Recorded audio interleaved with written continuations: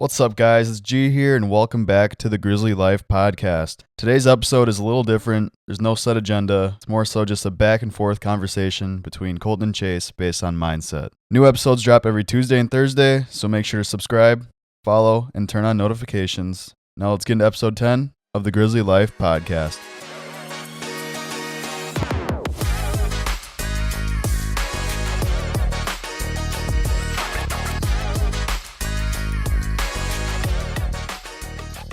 Welcome back, everybody. It is Sunday here in the recording studio. We've got Garrett behind the producer chair here. We've got Colton with us, and I am here today as well. Today is going to be a lot looser of an episode, as we don't have anything too planned here for today. But we're going to first open up with what we've got going on for the week here, what that's looking like for the company, personal side of things as well.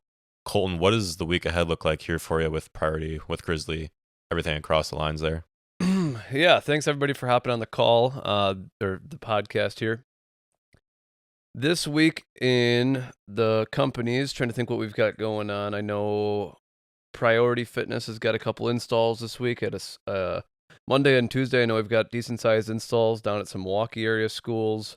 I think Thursday we've got another crew going down to Hoffman Estates or something like that down in, northern Chicago area or downtown Chicago, something like that. We've got a hotel install coming up.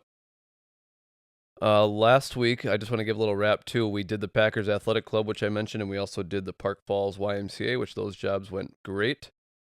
Those were large installs, and it was a good time, and the Packers facility was stunning. The Packers Athletic Club, so that was super cool. So if you're ever at Titletown up in Green Bay watching a Packer game and you see the big Packers Athletic Club Association sign, that beautiful building there is, we installed some of the fitness equipment there. So anyways, that's kind of what PF's got going on. I've got a bunch of team meetings and that kind of stuff this week as well. Trying to think, what's your week looking like for like training, consults? I don't know. What do you got going on? A couple consults this week. I believe as of right now we have 5, but generally speaking, people kind of push that off to the end of the week if they can. Like they'll push them off to Thursdays or Fridays, so that could still change up here yet. A lot of new signups here in the last week. I want to say we got like 7 or 8 new clients just in the last 2 weeks, and they're all kind of just on a quick turnaround for starting. So that's been exciting. It's a lot to keep up with, but it's the direction you want to go, obviously. And then as far as, say, the back end side of things, with Grizzly, like you mentioned, it's a lot of team meetings now because April's going to be this week here, starting Tuesday. There's a lot of just reviews to do and like checking back in and compartmentalizing, if you will. So kind of reviewing goals, reviewing performance with the trainers, seeing where, say, some of their issues lie, everything along those lines. So actually, question I do have here for you now, because I've been kind of putting together ideas of what it'll look like ahead. And I don't know if we mentioned in the past at all with some of our goals episodes. Have you started thinking about what your goals are for, like, say, up until June or the end of June? Me personally, or businesses wise, or personal wise, like we do like those personal rocks that we do almost like a 90-day little challenge for a 90-day sprint to kind of consistency. Yeah, so I guess what Chase is saying too is, it's end of Q1 here, the first quarter of the year is done, the first 90 days, and now we're on to Q2. So me personally, I actually haven't sat down and thought about what I want to accomplish in the next 90 days. I mean, I'm still sticking with my same, habits that I've been working on as far as reading and activity goals and that kind of stuff. But I haven't picked like one thing that I really want to accomplish, or one cool thing, one cool task. A new thing that I've added recently is I want to practice shooting like handguns once a week. It's something to kind of practice and get better at and that kind of stuff. Something I don't do a whole lot of, I don't do very often. So I thought that'd be kind of fun. So I'd like to run with that for sure the next 90 days and stay strong to that. And yeah, I don't know. I haven't really thought about Q2 personally. I've been doing a lot of like Q2 with other individuals in the businesses and that kind of stuff. So that's a good point. I should probably put some pen to paper this week and figure that out as well. When you look at your rocks with, say, something like you mentioned, the handgun, practicing your shooting and everything, do you prefer your goals, especially something like that where your personal rocks on a quarterly basis might be kind of smaller stepping stones and just a bigger picture of being really diverse lifestyle-wise? Do you prefer to do smaller ones like that where it's just something once a week and then going on to something newer, then like the next quarter, like, okay, now I want to do it twice a week, or I want to do it 3 times, and then I want to do it at this level or that level? Maybe it's not a great example for the handgun, given it's not something that's like I'm going to be like a sharpshooter now or anything, but how do you look at that goals wise? Do you prefer to like build on them in the next quarter? Or do you prefer to go to the next thing?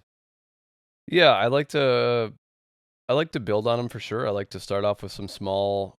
You don't want to change anything too drastically, right? Like if you go and coach on nutrition, you have a new client that comes in and you sit them down, you review their nutrition. If you tell them everything they're doing is wrong, we need to change everything, they're probably not going to be able to stick to the diet. So I kind of take the same approach. I like to make one small little change. I like to build on that and continue with it. So the goals you set in the beginning of the year or the goals you set with Q2.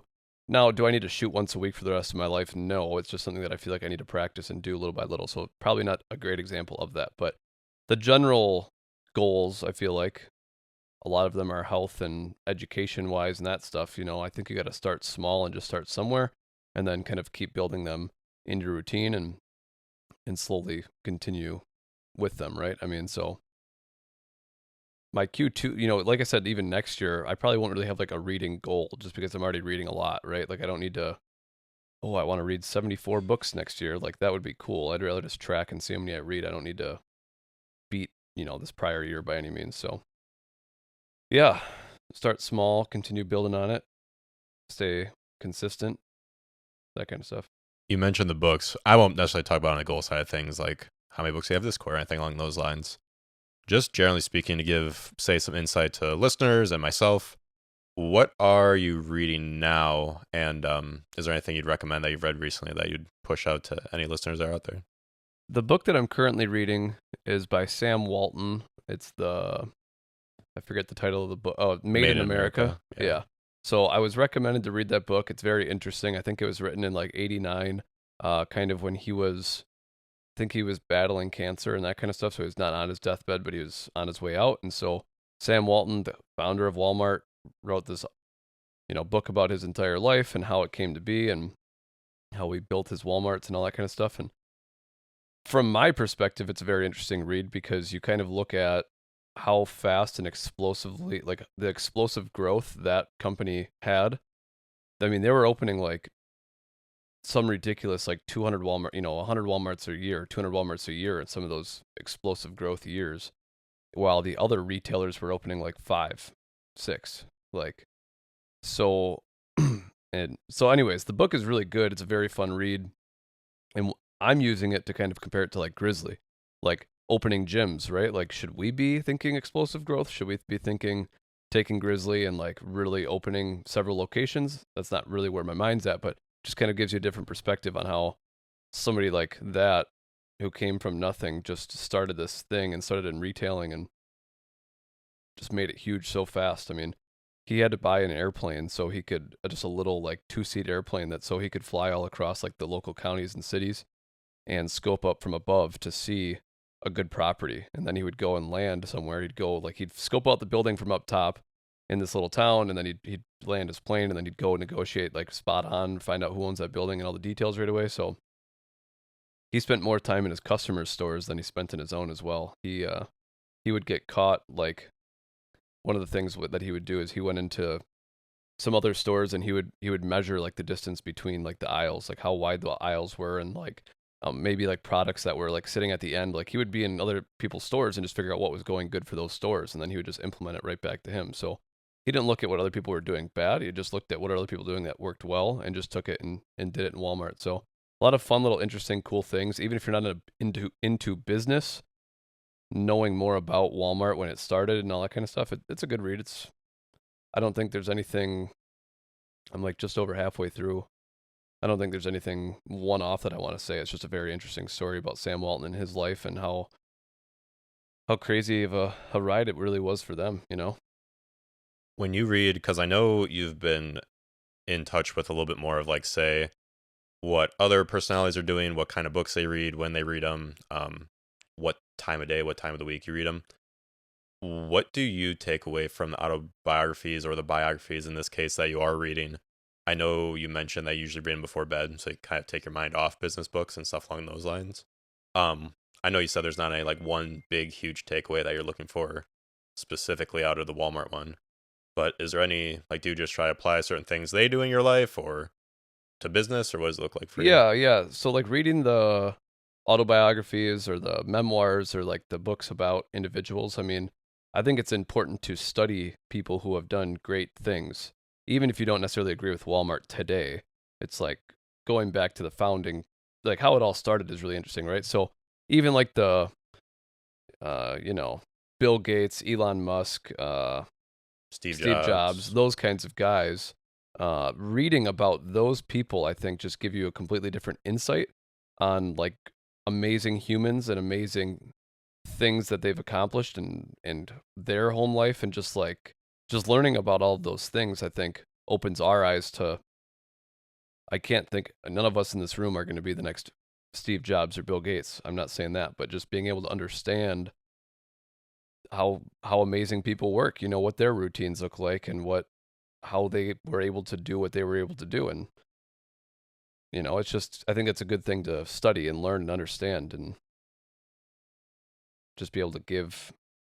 Yeah, I don't know. It's a great thing to be able to study those people who have accomplished so many things. Whether, you know, even like the KFC guy, you know, he opened KFC when he was what, 65, Colonel Sanders or whatever. Yeah. I mean, just like learning and studying those people, it just gives you a total different outlook on life and what's possible and expand your imagination. And yeah, so I don't know. It's my 2 cents. I think it's good to understand that stuff. But yeah, it is good to read that type of book before you go to bed, in my opinion.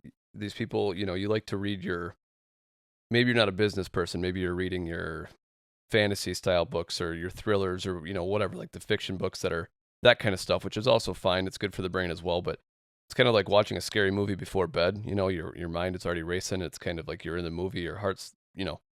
So I try not to read obviously that kind of stuff before bed. I also try not to read. I don't read that stuff for one, but two, don't try to read things that my mind gets really engaging on. So that is like any of the business books, things like that. Just I have a hard time falling asleep sometimes as is because my mind's constantly thinking about business and life and just different decisions and different moves and don't forget this and don't forget that. And, you know, half the time I'm laying there trying to sleep and I got to wake up and hop on my phone real quick and just make a note so I remember those things. So trying to limit my exposure to business after like 7 o'clock is best for me now because otherwise my mind just doesn't stop. So the autobiographies are good to read before bed. I don't remember where I was reading that or somebody mentioned it, but autobiographies. The guy that I was listening to also recommended that you read like a classic. You keep classics in your lineup. So a classic is any book that's been through the test of time. So books that are older than 50 years old that are still being produced or still talked about today. Those are good books to have in your lineup as well because they've been around for so long for a reason. There's also I forget the statistic on how many books are printed a year and how many books are out there at this point. But kind of going back to those classics again, they've stood the test of time. They're a good read for a reason. They're still being produced to this day. So trying to keep one of those in your lineup is good. What were the other two? It was autobiography, classics. I think maybe like history might be in there too. Like studying things from the past and just understanding some of that stuff is always good to know. I mean, you don't have to be like a history guru by any means, but just like stuff. And then I It think helps like give you context though a lot too. Like we were just flipping through the Nelson Mandela book, and because when he was born, it was end of World War One. So again, not that you're gonna be interested in like reading a full World War One book or anything along those lines, but keeping up to date on all the things, it gives you perspective at least for when you're going into those books, and especially an autobiography when a lot of these stories are going to be 1900s in that case, or early 1900s more specifically. yeah. Question I did have with, and you kind of mentioned it and you kind of got into it with the whole Colonel Sanders thing. Obviously with a lot of these biographies, they're all coming up at different points. Like I remember seeing something on Facebook recently showing like all the different times that everyone kind of finally hit their stride or had their big boom, if you will. The Colonel Sanders case when he was in his 60s. Ray Kroc with McDonald's wasn't until his 50s. Obviously, in your case, not that we've made any big boom or made anything crazy to this point yet, but only in mid 20s here for that matter.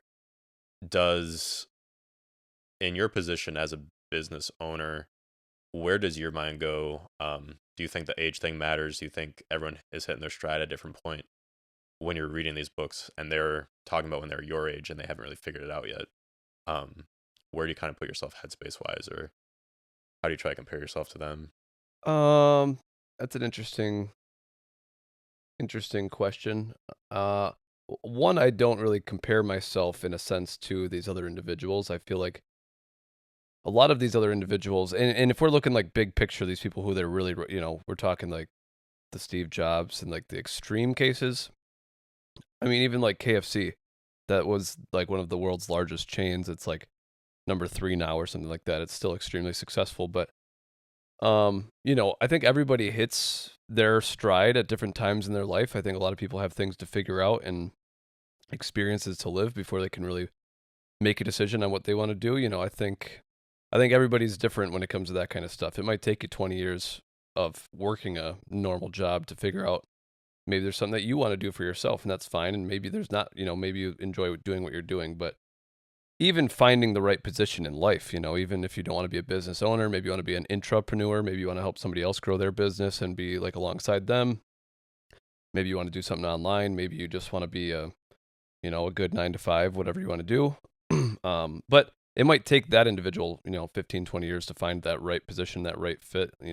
There's maturity and all these other things are going on. So when it comes to me, I don't really compare by any means.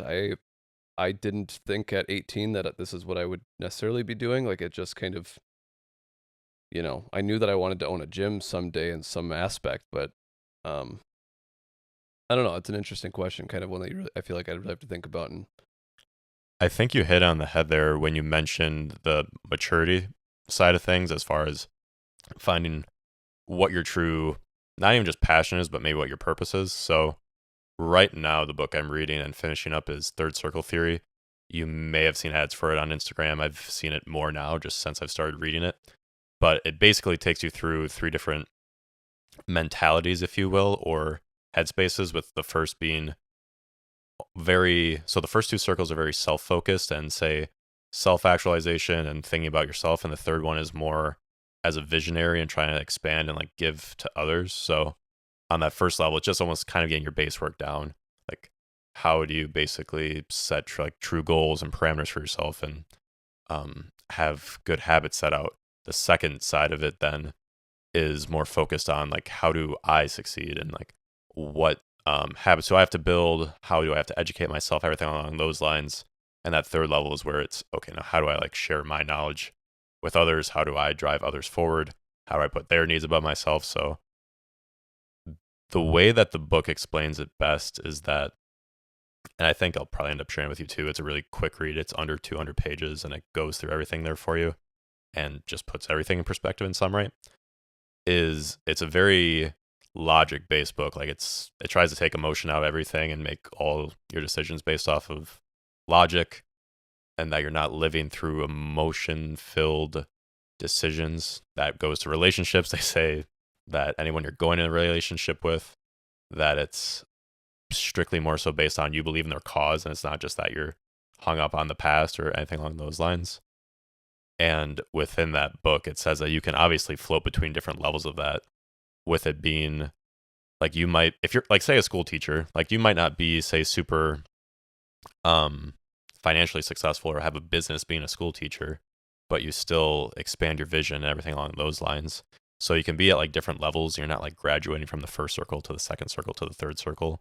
That third circle they mention is kind of like your Steve Jobs. It's like your Bill Gates of the world, where they've been able to take all the education they have and all of the tenets that they've kind of fulfilled to the max, and they're able to share it with the world.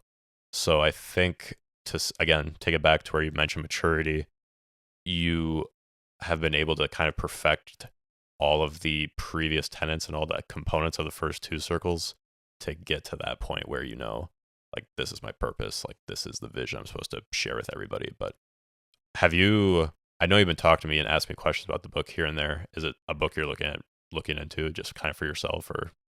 I actually have the book. I started reading it. I'm in like 40 pages. I just haven't, I set it down as when you read books, I don't think you need to force yourself to read something that if it's not necessarily grabbing you.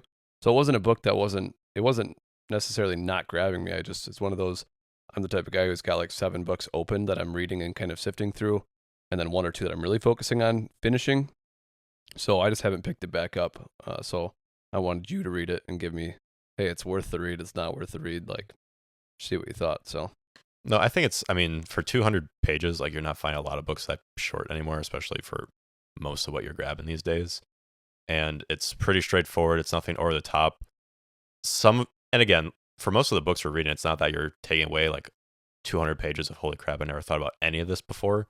It's usually just a matter of like, there's one nugget I can take away from it, or there's one piece that I can apply now. Like I said in the past, like I read Atomic Habits. This talks about habits, like how you do that and build upon it. But there's other smaller pieces, like it talks about emotions so often just because they try to, again, extract that from as much of your decisions as possible and your purposes in life. Like as much as you do it for like the love of something, that you're not doing it out of love, you're doing it out of like, okay, this is my purpose of what I'm doing. So it makes you question a lot about like yourself and like say morals and that side of things. But I think it's a worthwhile read to anybody that is out there looking for their next big book to sit down with.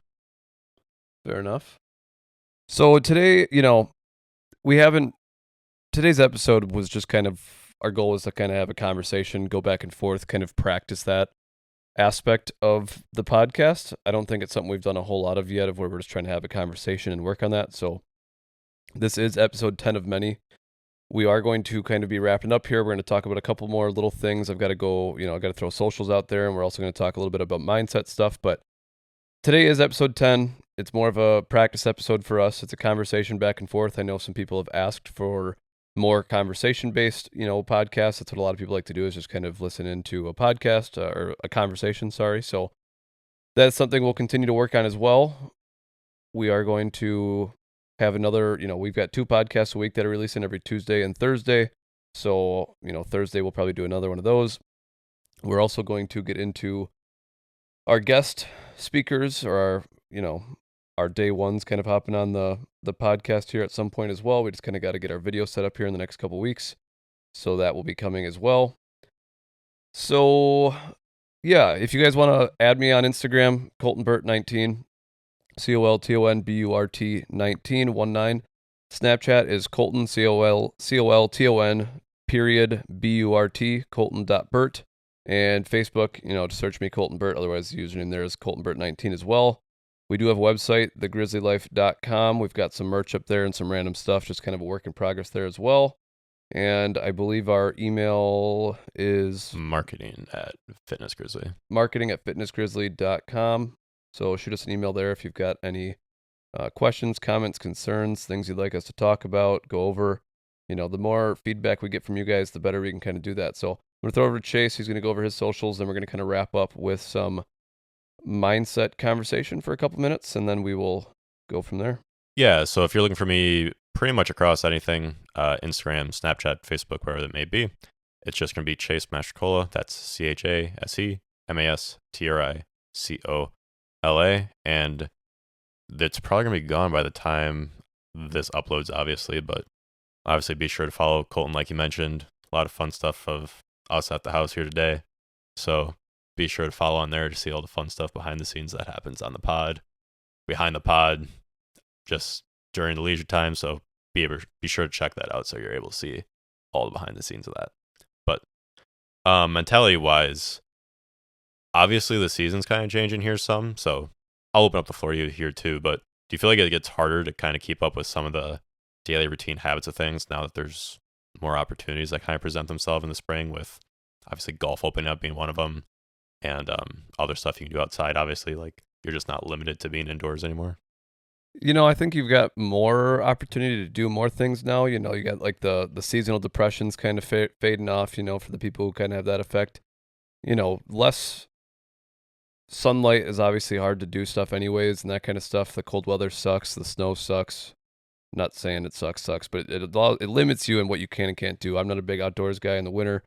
So now, as far as productivity goes and other things, there will be other things that I'll be spending more of my time on, which maybe that's where more of my goals will kind of go to, is being more outside, being more effective with the weather and that kind of stuff.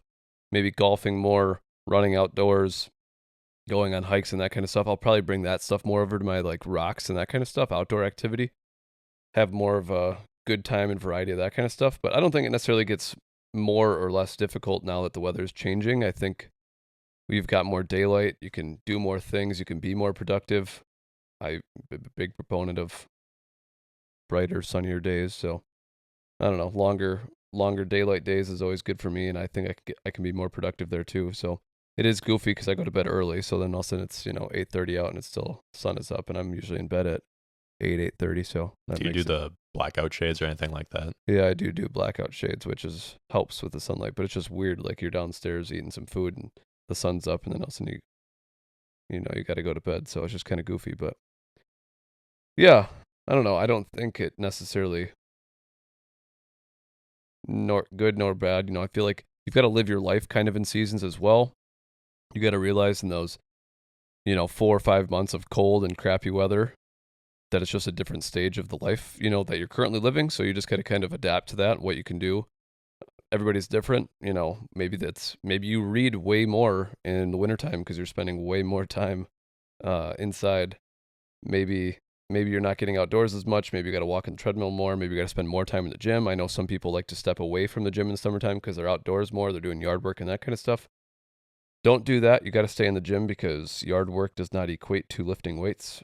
Everybody thinks, oh, I work really hard. Well, I don't. There are a lot of people who work really hard, and it's definitely hard to get the motivation to go in the gym, but nothing really substitutes physically lifting and working out, even if you're, there's a lot of blue collar guys out there that work really hard. I'm not saying that. I mean, they work way harder than I do as far as physical labor goes, but nothing replaces, lifting weights and cardio and that kind of stuff. So yeah, I just think you gotta live your life in the seasons that you've got presented in front of you. You gotta adapt with weather. You gotta change your routine. And now that the weather's kind of breaking, I think it's gonna give us more opportunity to do more fun stuff outside and get a nice tan and that kind of stuff. So because you've always been towards Wisconsin, right? Like you never have lived anywhere outside of here. Not just here. Do you think that changes at all? Like say I've got family out west where you have like the monsoon season and stuff like that, but for the most part, like it's always obviously sunny and hot outside. Do you think that really affects, say those regions as much, like you said, living through the seasons, or do you think you just have like it's football season? Like when it's football season, like my Sundays are more dedicated, like you said, to a different hobby. Like I'm watching the Packers every Sunday. Do you kind of look at it more like that, where you have your certain things that come and go? Yeah, yeah. If you compare it to like a warmer state that like has they still have change of weather and things that their winters aren't our winters, but they still think it's cool, So it doesn't, I think it's the same no matter where you're at. You got to live your life in kind of the seasons. And there's one guy that I follow that kind of says, depending on the season that some of your seasons are like your planning phase, right? So like your winter phase, when you're inside more, you should be more planning for the year. What do you want to accomplish? Maybe, in 2026, right? So like your winter season is kind of your game plan season, your pen to paper season, like really getting stuff down, focus up, reading, maybe less social media and that kind of stuff. And summertime, you're more outdoors, you're getting more pictures and you're doing that kind of, so there's just like phases of how it all kind of works together. I don't know. It's kind of hard to explain, but having that mentality of whatever is in season, football, baseball, hockey, sports wise, it's going to kind of change what you're going to do on a day-to-day basis anyway. So, RSA. Plus, like you mentioned, with the winter, I feel like end of fall into winter kind of is associated with almost like your more emotional side too, of just like it's the holidays, like you want to be around people and you're kind of hunkering down and setting the big goals of things. And once the spring kind of finally springs around, I always kind of look at it as like a really booming and productive time of year, just because I don't know, this is like my favorite time of year right now, once everything's kind of finally starts picking up again. And not that anything habits wise change, if anything, it just opens up for more habits I can do. Like running can be outside, reading can be outside. So I think like you mentioned, it doesn't change anything. It might make some things harder, makes a lot of things easier, but it doesn't necessarily change anything on a day in, day out basis. Right.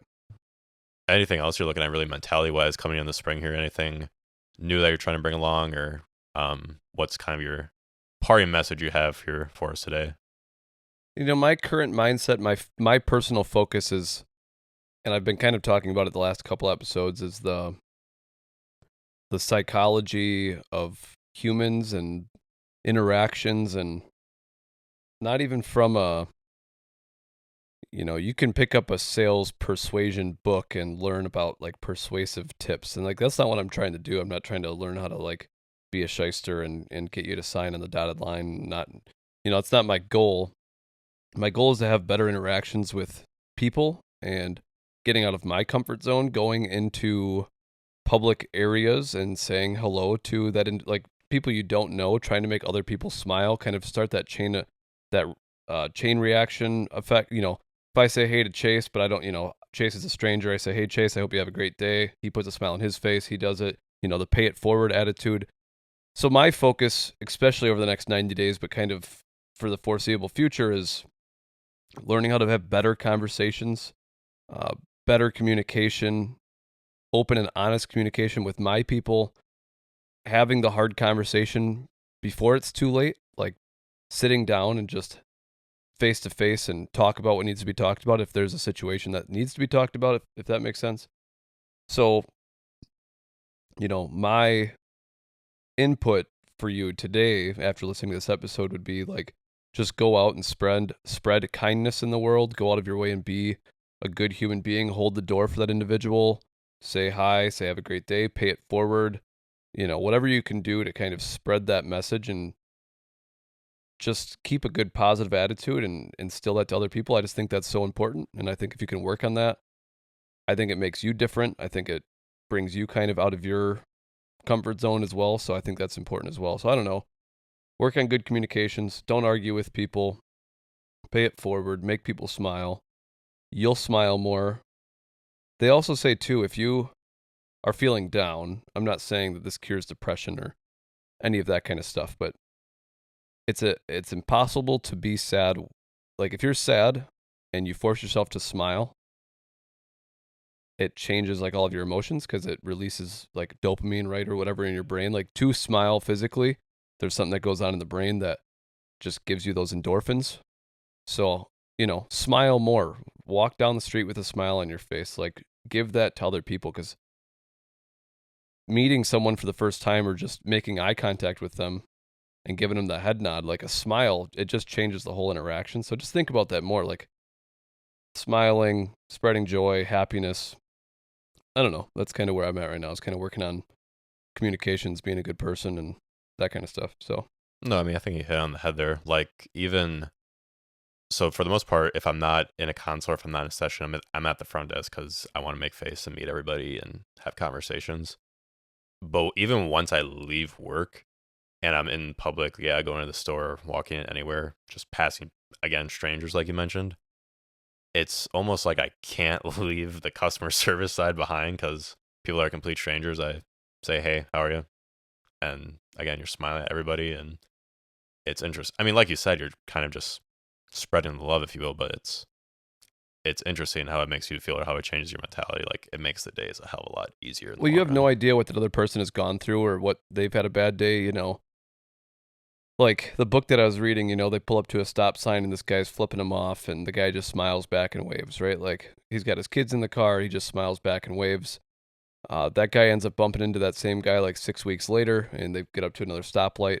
The interaction was completely different, all smiles and waves and like good interaction. And so, like, kind of like the kill him with kindness aspect there, but just, you don't know what that other person's gone through. Don't assume things. Don't, that person might be having a bad day, and that little smile and, hey, how are you doing today? Don't ask things you don't generally mean. It's hard not to say how you doing when you see, hey, how are you? It's not a really genuine question because you're not really sitting around wanting to have a conversation. It's just like human. That's just what we say. But hey, hope you have a great day.